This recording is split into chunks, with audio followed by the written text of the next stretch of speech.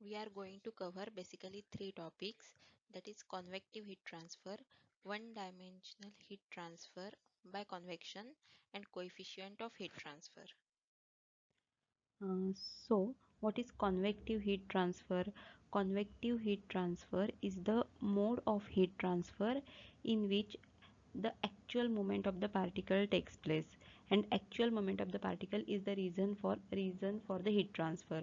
When the fluid receives the heat, the heated particles of the fluid begins to flow, and this causes the transfer of heat from one region to other region. Now here are two examples of convective heat transfer that will help you to relate the concept of convective heat transfer in day-to-day life, and it will help you for your better understanding. Boiling water in the pan and steaming tea are the examples of convective heat. Now, the introduction to the concept of the rate of heat transfer. We have just seen that the steaming tea is the example of convective heat transfer. Now, we have seen that what affects the rate of cooling of steaming tea means the time required for the steaming tea to get cold is different in winter season and different in summer season. If we keep the tea below the fan, the time required for the tea to get cold is different, and it is different for the AC room.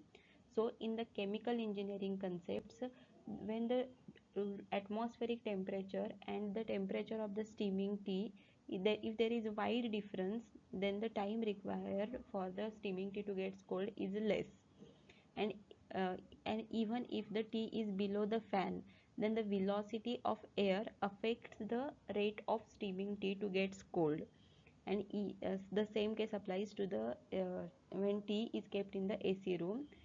So this is example from day to day life. Now we will go to the actual theoretical concept of the convective heat transfer and the factors that and to study the factors that affect the rate of heat transfer.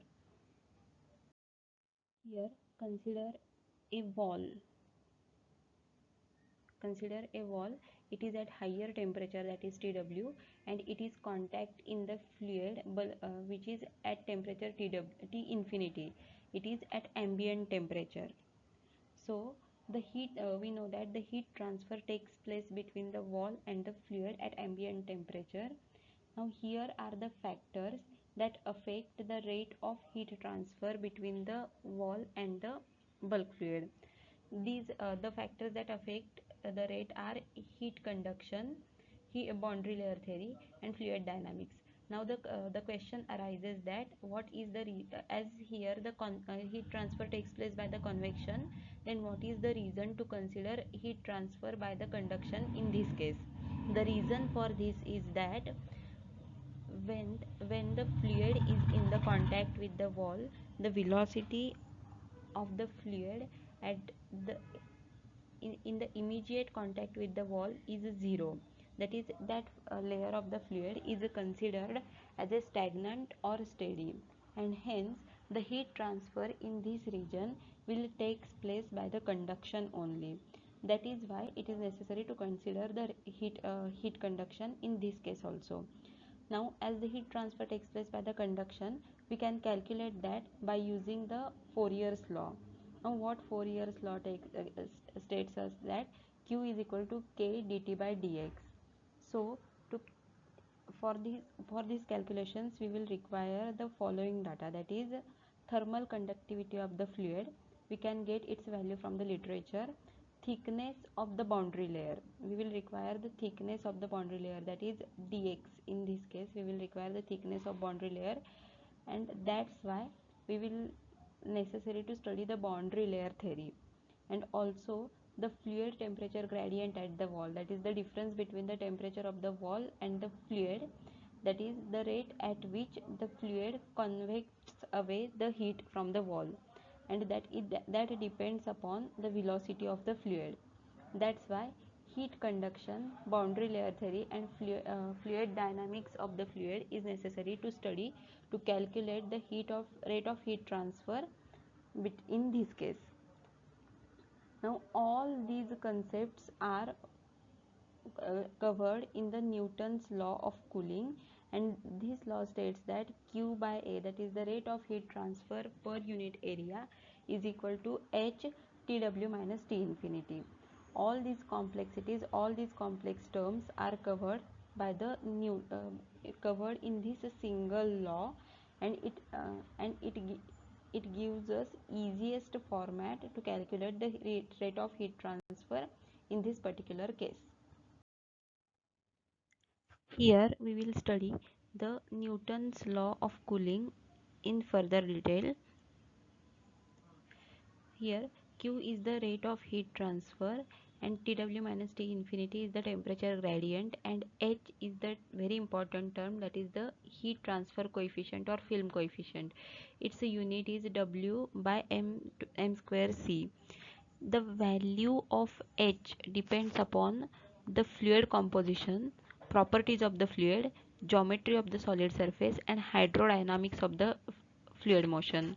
This is a very complex term in the heat transfer, and a lot of calculations and correlations are required for this term.